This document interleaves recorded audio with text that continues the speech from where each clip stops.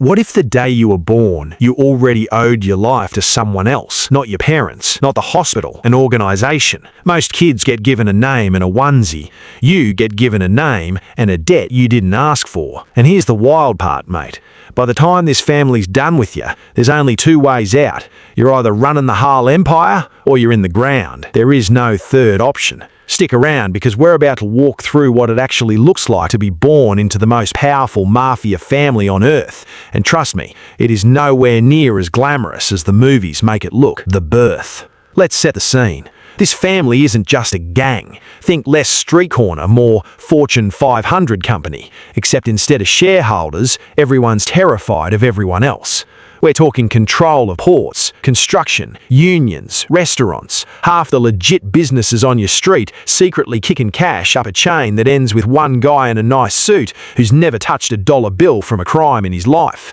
Now imagine being born into that. Not choosing it, being born into it. There's basically three rules baked into your DNA from day one. Bloodline, loyalty, silence. Most families argue over who does the dishes. This family argues over who controls the docks. Bit of a difference. Childhood.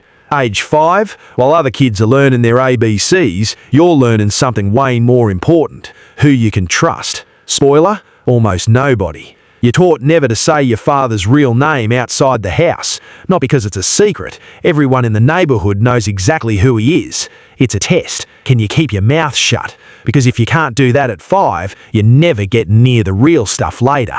Fast forward to 12, 13 years old. You get your first errand. Carry this. Don't ask what's inside. That's rule 1. You never ask.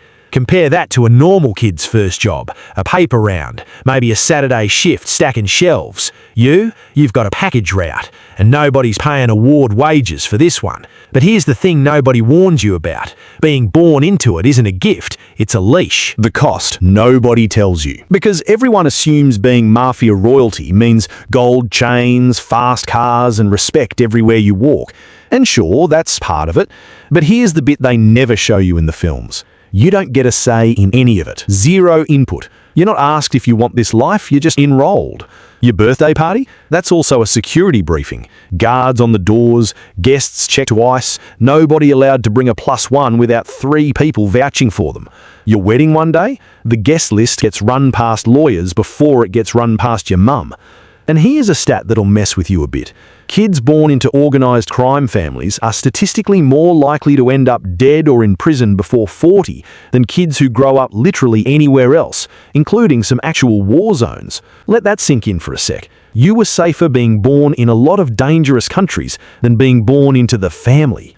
Bloody oath, eh? Bigger consequences. Coming of age. Alright, so you've survived childhood. Now comes the real test. Somewhere around 18, 19, there's a moment, a formal one, where you have to prove loyalty, publicly, in front of people who are quietly hoping you crack.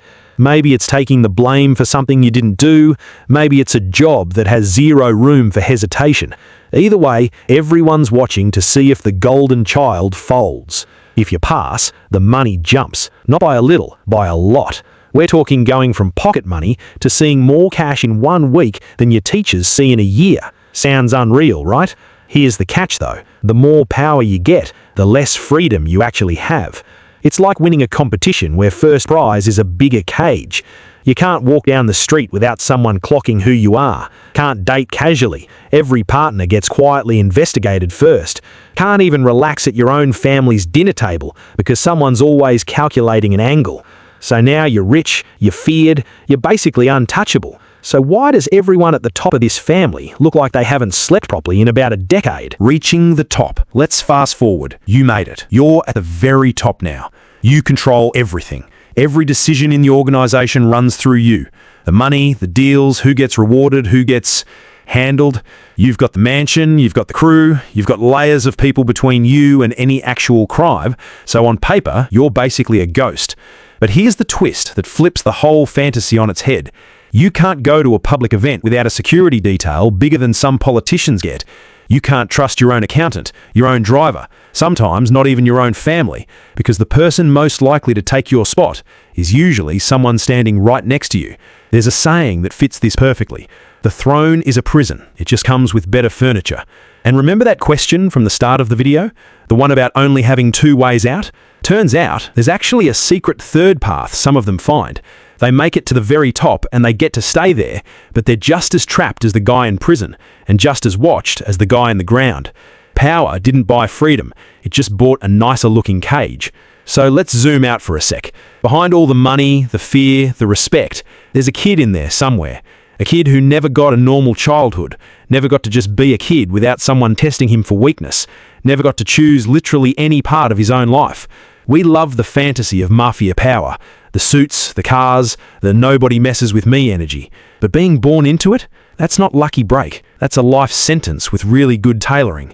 So yeah, mate, maybe it's not so bad your inheritance is just your uncle's old ute and a shed full of tools that don't work properly.